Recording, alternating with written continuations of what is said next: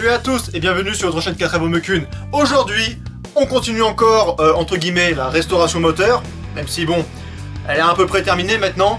Si vous n'avez pas vu la restauration du moteur, vous pouvez la voir en cliquant en haut à droite. Aujourd'hui, on va continuer l'assemblage de tout ce qui est groupe motopropulseur.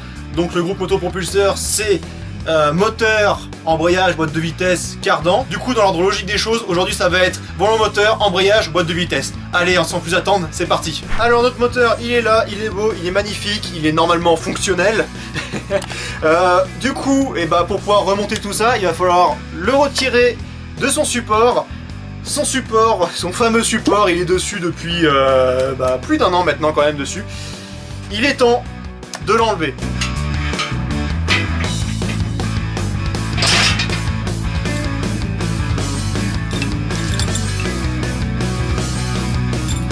Voilà, hein, on va y aller doucement. Le support est décollé du sol.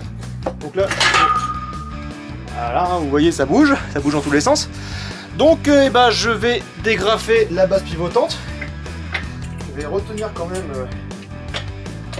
Hop, voilà. Comme ça.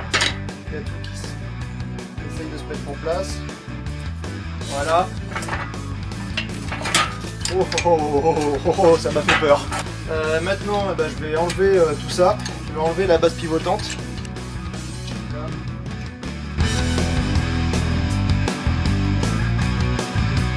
Alors voilà notre moteur, donc il touche pas le sol, hein, il est pas loin mais il touche pas le sol. Donc là on voit bien toute la face du moteur. Maintenant la première chose à faire, ça va être de remonter le volant moteur. Donc le volant moteur, c'est la pièce qui va venir ici, là, qui va venir se fixer au vilebrequin. Le volant moteur, c'est cette pièce-là. C'est une grosse couronne en acier. Quand le moteur tourne, le volant moteur tourne. Hein, c'est directement donc fixé au vilebrequin, comme j'ai dit. Et donc le moteur tourne, le volant moteur tourne, et le volant moteur a plusieurs rôles. Notamment, il en a 3 principaux. Le premier, c'est pour le démarrage du moteur. Vous voyez ici, il y a plein de dents d'engrenage. En fait, le volant moteur, c'est un énorme engrenage qui permet de démarrer le moteur. Le démarreur qui va venir se fixer à peu près ici, là, sur le moteur, quand on démarre le moteur, il y a un petit pignon qui va venir s'emboîter dans cet engrenage. Le démarreur va tourner grâce à son moteur électrique. Ça va faire tourner le moteur pour pouvoir le lancer. Voilà, ça c'est le premier rôle du volant moteur. Le deuxième rôle, ensuite, quand le moteur est lancé, ça va être un volant d'inertie. Ça va être une masse en mouvement qui va empêcher le calage du moteur. Ça sert également à ça parce que c'est une pièce qui pèse son poids, donc c'est juste une masse qui va permettre au moteur de tourner déjà un peu plus rond que si c'était seulement ces pistons qui faisaient tourner l'ensemble. Et ça va prévenir le calage. Voilà, ça va être une masse en plus à arrêter pour pouvoir caler le moteur. Et troisième rôle, ça va servir pour l'embrayage. L'embrayage va venir se fixer sur le volant moteur. Le désembrayage va directement frotter sur cette partie-là du volant moteur. Je vais vous montrer ça tout à l'heure quand je vais fixer l'embrayage. Donc le volant moteur, il n'y a qu'une seule position pour pouvoir le placer sur le vilebrequin, parce que tous les trous ne sont pas à la même distance. Notamment ces deux-là, ils sont plus près. Et donc on va voir dans quelle position ça se monte. Il faut que je me mette en face. Voilà, j'ai trouvé la position. Ça va se monter comme ceci. Hop. Alors, donc selon le moteur, faut le fixer avec des vis. Alors ces vis, ce sont pas des vis standards, ce sont des vis avec un pas fin. Donc c'est un pas particulier. Et ces vis, normalement, faut les changer à chaque fois qu'on les démonte. Là, j'en ai pas d'autres, du coup, je vais remonter ceux-là. Et ces vis-là, faut les monter au frein filet. Donc le frein filet qui va empêcher déjà à la vis de se dévisser. Et aussi qui va permettre l'étanchéité, parce que ici, les trous dans le vilebrequin pour le volant moteur, ce sont des trous qui débouchent directement dans le moteur. Voilà, ils ont percé, comme ça, jusqu'au bout, et en fait, les trous des vis donnent directement à l'intérieur du moteur, et donc à une zone d'huile, en fait. Ça donne toute la partie huileuse du bas moteur. Donc si on remonte les vis comme ça, sans frein filet, et même avec du frein filet, mais du frein filet qui ne serait pas étanche, en fait, l'huile va venir s'insinuer donc tout le long de la vis, tout le long du pas, et ça va fuir en fait par les trous des vis. Et donc pour ça vous allez avoir besoin d'un frein filet étanche. Donc là moi j'en ai un ici, hein, donc voilà à quoi ça ressemble globalement. Donc il précise bien frein filet moyen, c'est le moyen c'est ce qu'il y a de plus universel entre guillemets, parce que le faible il est vraiment faible et le fort il est vraiment fort, donc le moyen il convient à peu près partout. Et là on peut voir également un petit logo donc là de raccord. Et en fait voilà, c'est fait pour être étanche. Et c'est fait pour être étanche pas seulement à l'air, c'est fait vraiment pour être en contact aussi avec de l'huile. Notamment ce frein filet là, j'en ai déjà monté sur une autre voiture, sur un autre volant moteur, et on n'a pas eu de soucis. Du coup, on va en mettre sur toutes les vis. Donc on va remettre le volant moteur en place. Ouais, ça se monte vraiment que dans une seule position. Il n'y a pas... On peut pas se tromper, quoi. Et donc ce détrompeur, c'est important pour pouvoir régler le moteur ensuite.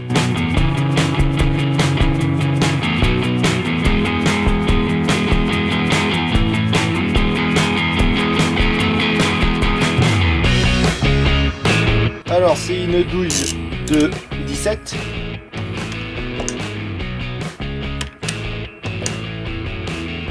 Alors là, si j'essaye de serrer comme ça avec les dynamos, le moteur va tourner par la rotation de la clé. Donc pour en éviter ça, dans la vidéo du démontage, j'ai utilisé un outil pour pouvoir bloquer les volants moteurs, etc. Là, j'ai pas embêté, je vais prendre un tournevis, on le met dans un engrenage du volant moteur, et comme ça, on va pouvoir serrer toutes les vis tranquillement. Normalement, ça devrait pas bouger.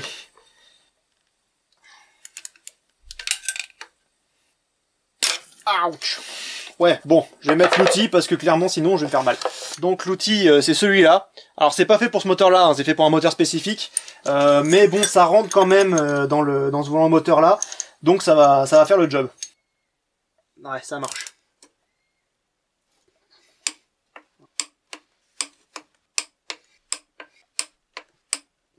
Voilà. Ok, c'est bon, c'est parfait. Et je peux enlever mon petit outil. Et voilà. Et notre volant moteur est assemblé. Maintenant que le volant moteur est monté, on va pouvoir monter l'embrayage. Donc l'embrayage qui va venir se monter directement sur le volant moteur. Alors l'embrayage, c'est un ensemble de plusieurs pièces. C'est un ensemble avec le disque d'embrayage. Voilà, le disque d'embrayage qui va venir se coller directement ici. Le mécanisme d'embrayage, avec ici le diaphragme de l'embrayage. Et la butée d'embrayage. La butée qui va venir appuyer sur le diaphragme. Donc le système, c'est que la boîte de vitesse va venir rentrer dans le trou ici du disque d'embrayage. Le trou, vous voyez, il est cannelé. Donc ça veut dire qu'il y a plein de petits crans. Il y a les mêmes cannelures sur la boîte de vitesse pour pouvoir venir rentrer dedans. Et comme ça, les deux pièces, quand il y a une pièce qui tourne, l'autre tourne en même temps. C'est ça qui va transmettre la force de rotation du moteur à la boîte de vitesse. Et du coup, quand on passe les vitesses, ou bien même quand on veut s'arrêter, il faut débrayer. Donc libérer ce disque, pour plus que le disque entraîne la boîte de vitesse. C'est le rôle du mécanisme d'embrayage. Je vais pas vous expliquer comment fonctionne de A à Z un embrayage, mais un diaphragme comme ça fonctionne sous le principe de la rondelle Belleville. Vous voyez là ici c'est conique. Cette partie-là qui est la plaque de pression est la partie qui va venir plaquer le disque d'embrayage très fort sur le volant moteur. Et quand on débraye, la butée va venir appuyer sur le diaphragme ici. Le cône va entre guillemets s'inverser. Pour faire simple, le diaphragme va faire comme ceci. Et en fait, c'est la plaque de pression va venir donc reculer et libérer le disque d'embrayage.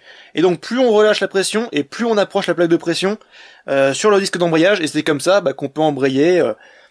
Voilà, c'est comme ça qu'on peut maîtriser l'embrayage. Pour pouvoir monter cet embrayage, on va dégraisser la surface du volant moteur parce qu'il faut que la surface soit bien sèche pour que le disque puisse bien adhérer. Un peu de dégraissant, de l'essuie-tout.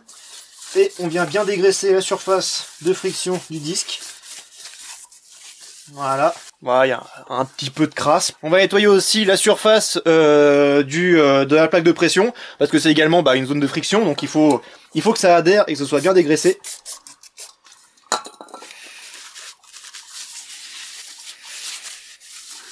Et on va maintenant pouvoir placer le disque d'embrayage. Alors le disque, il est pas symétrique. Là vous voyez, la surface est assez plane. Et de ce côté-ci, il y a donc le moyeu qui ressort un peu. Du coup, le disque, il a un sens. Le moyeu ici qui dépasse, il faut l'orienter vers la boîte de vitesse.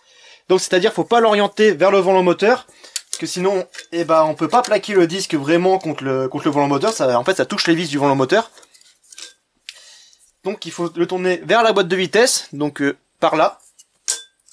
Et là, ça va tout bien. Pour pouvoir placer correctement ce disque, il faut le centrer correctement, parce que le disque doit être parfaitement au centre du vilebrequin. Pour ça, il faut un centreur.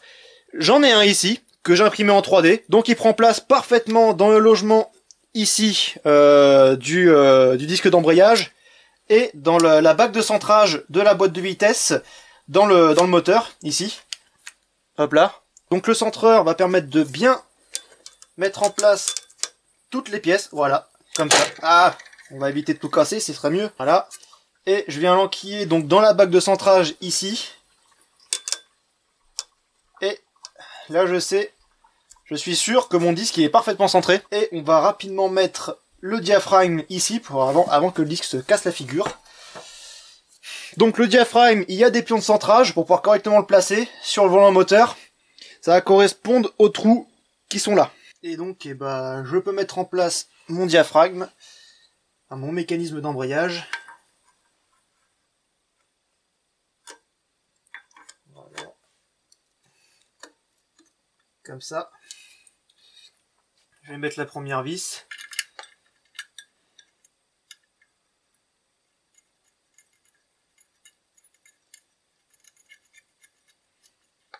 Voilà, comme ça au moins ça tient tout seul. Eh ben non, ça tient pas tout seul. Toutes les vis sont mises en place, enfin sont dans leur logement. Maintenant on va approcher et là il va falloir faire donc un serrage très doux en quinconce, petit à petit, pour équilibrer la force sur le plateau de pression. Parce que maintenant on va mettre vraiment de la pression sur le disque d'embrayage et vous allez voir le diaphragme ici va rentrer tout seul. Voilà, comme quand on est débrayé, sauf que là c'est simplement l'effet du disque d'embrayage. Voilà, on va le voir comme ça qui va s'aplatir.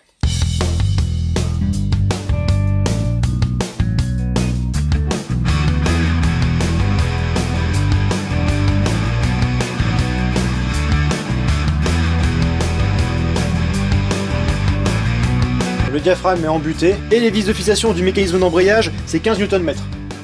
Donc on va sortir la petite clé dynamo, on va régler à 15, c'est du 11. Et là je vais pas bloquer le volant moteur, je pense que ça devrait suffire. Je pense que la compression du moteur devrait suffire à pas faire bouger le volant. Ouais, voilà, c'est bon. Voilà. Et voilà, l'embrayage est monté. Maintenant pour terminer le montage de la boîte, il faut mettre la boîte. Hop là. Voilà, la boîte de vitesse. La boîte de vitesse. Alors la boîte de vitesse, la voilà. J'ai également fait une grosse révision sur la boîte de vitesse. Si vous ne l'avez pas vu, vous pouvez aller voir donc l'affiche quelque part en haut de la vidéo. Alors la boîte de vitesse, avant de la monter sur le moteur, il faut donc lui attribuer la butée d'embrayage. Donc en fait la butée c'est un roulement, c'est un roulement qui va être fixe dans la boîte de vitesse et la partie donc tournante va tourner sur le diaphragme de l'embrayage. Alors on va remonter, donc ça vient se glisser ici. Ici là, juste là, il y a donc le guide de butée. Et il va falloir donc reclipser la butée d'embrayage sur le guide de butée et sur la fourchette d'embrayage. Donc la fourchette, vous voyez là je l'actionne. Le câble vient ici, s'accrocher ici et quand on actionne l'embrayage, on lève cette pièce-là et ça actionne la fourchette. Et la fourchette, donc, vient pousser sur la butée et donc ça permet d'embrayer. Pour pouvoir mettre ces butées, il va falloir graisser pas mal de points pour que tout ça, ça glisse bien. Oui, je me balance et nous nous balançons. Pour ça, on va graisser le guide de butée. C'est un plaisir immense. Quand on danse et on a vraiment le guide de butée qui est le tube sur lequel va venir glisser la butée. On va venir aussi graisser les patins qui vont venir appuyer sur la butée, donc là les deux parties qui sont là. Voilà. Là, sur ces endroits-là, je mets de la graisse silicone parce que le corps de la butée est en plastique. Et si je mettais une graisse à base de pétrole, ça risquerait de bouffer le plastique. Donc là, de la graisse silicone, c'est compatible avec le plastique. Alors je vais essayer de vous approcher pour vous montrer comment que ça se fixe. Alors... Voilà. Donc là, il y a les petites agrafes sur les côtés, qui fait partie donc du ressort de rappel de la fourchette, qui va venir se fixer dans ces trous-là, dans la butée. Donc, on met ça comme ça. Et avec un tournevis, je vais venir clipser ces petits agrafes dans la butée. Voilà.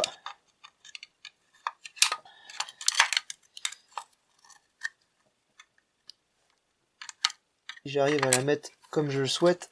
Voilà, faut bien glisser la butée au fond. Voilà, faut que ça soit en contact avec la fourchette. Et ensuite on peut venir glisser les petites agrafes.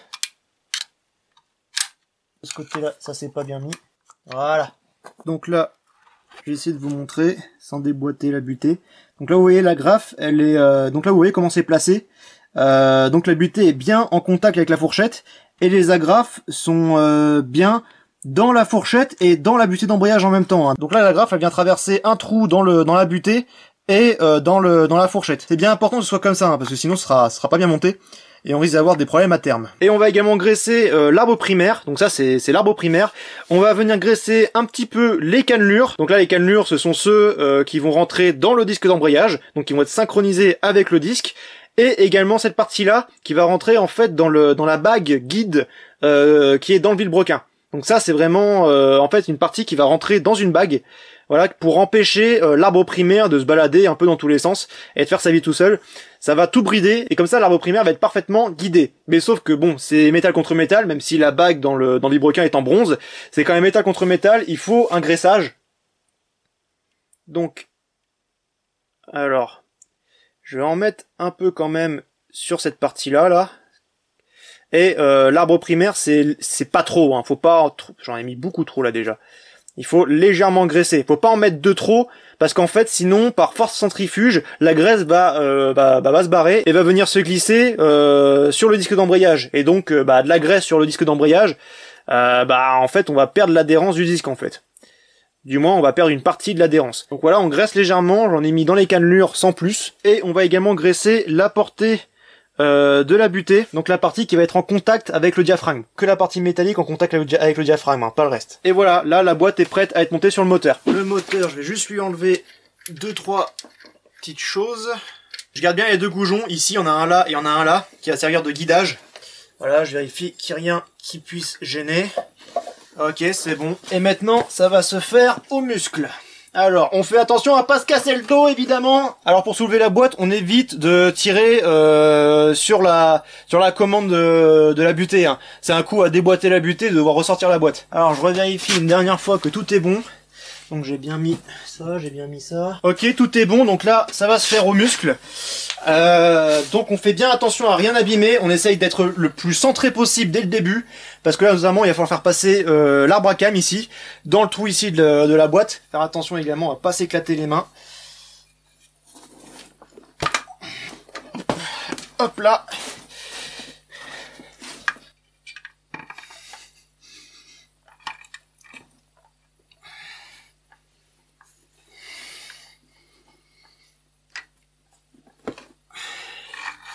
Voilà. Ça rentre en douceur. Soyez bien assurés que vous êtes au point mort. Parce que si vous n'êtes pas au point mort, ça risque de bloquer à un moment. Ça va empêcher à l'arbre primaire de tourner au besoin pour pouvoir rentrer dans l'embrayage. Allez, faut que tu rentres mon coco.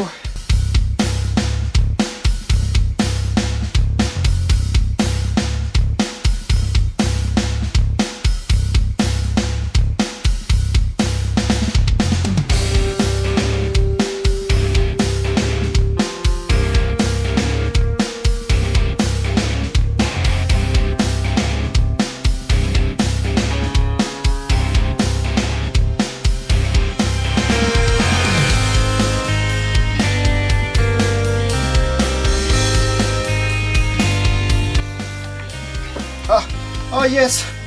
Oh putain. Elle se met dedans. Oh yes. Oh, c'est bon. Elle est enquillée. Ouais. Ouais. De condamner un peu tout ça. Allez, n'importe quoi, mais qu'il fasse tenir la boîte en place. Surtout. C'était coriace, hein. Allez. On va essayer de finir d'assembler tout ça en mettant les dernières vis. Ah, tout ça. Alors, on a une qui va là.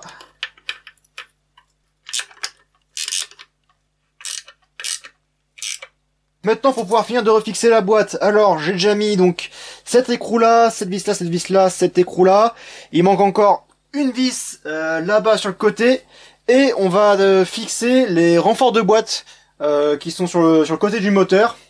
Entre la boîte et ces renforts de boîte, il faut installer cette plaque qui est pleine de poussière parce que ça fait très longtemps qu'elle est repeinte. Voilà, donc poser cette plaque qui est tenue donc par 5 vis. Donc là les deux Donc les deux trous aux extrémités, ça correspond au renfort de fixation de la boîte. Et le dernier trou, bah, c'est simplement la fixation de la plaque. Donc ça c'est une tôle de visite en fait pour aller voir le volant moteur. Donc cette plaque là va venir hop comme ça, elle va se glisser ici. Donc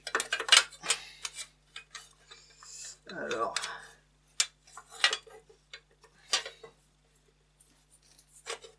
voilà.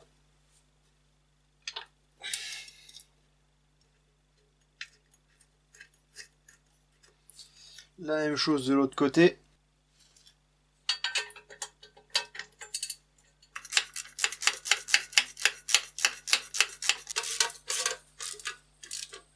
Alors maintenant il manque plus que la vis qui va aller là. En attendant de trouver la bonne vis qui va là parce qu'elle est vachement longue là, je sais même pas où est-ce que je vais la choper celle-là, parce que là ça me dit rien cette vis là bizarrement. Vraiment ça me dit rien. Mais bon. C'est pas grave, on va continuer. Maintenant, on va remettre le démarreur. Alors, le démarreur, bah, c'est ce qui fait démarrer la voiture, hein, vulgairement.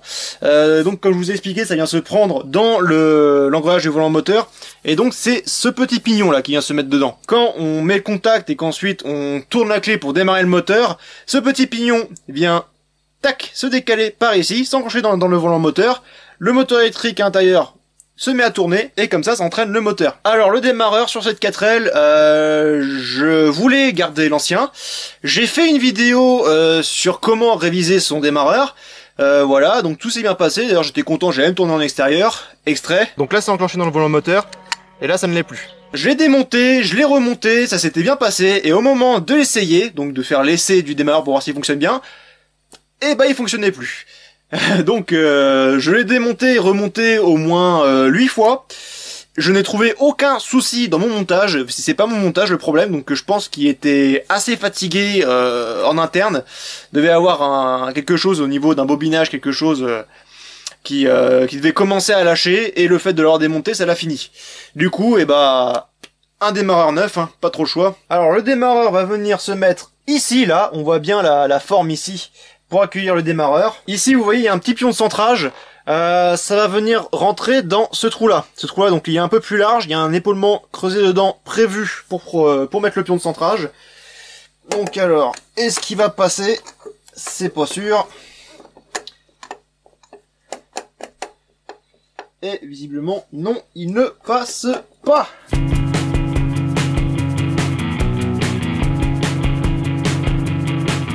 Alors, hop. On va faire un peu de place, on va glisser le démarreur.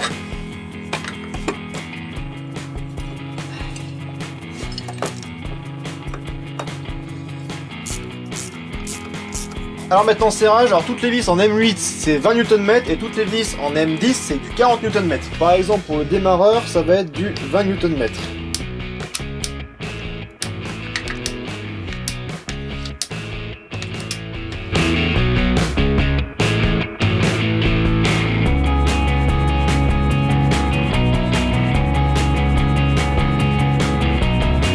Et maintenant, on va remettre la dernière courroie.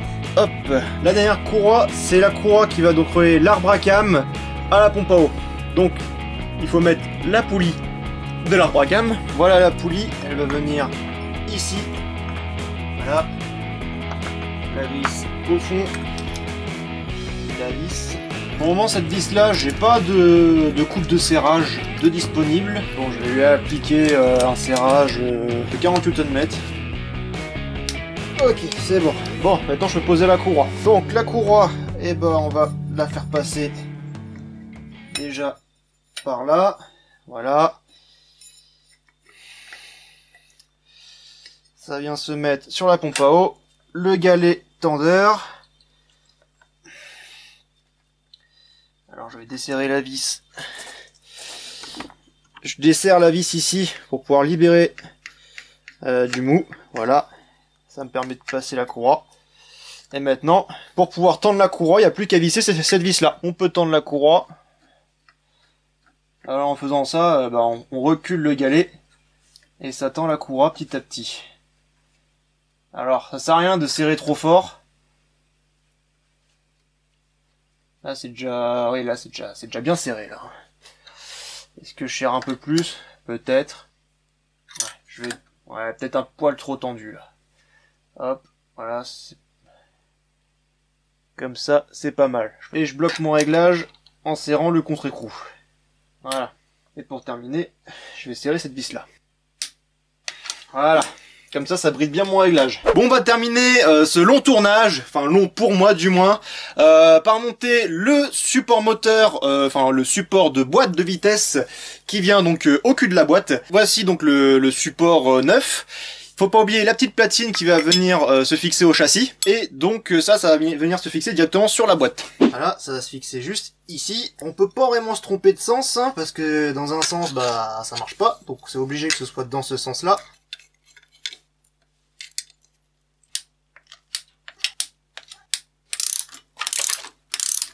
Voilà, comme ça, le moteur a tous ses supports. Il a également toutes ses courroies, toutes ses durites, l'allumage, là, et bah il est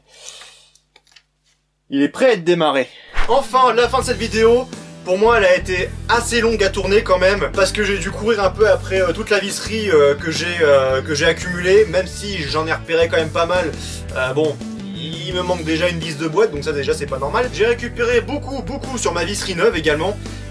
Donc voilà, moi je me suis acheté de la visserie neuve pour la 4L. Donc ce moteur, eh ben il est enfin assemblé.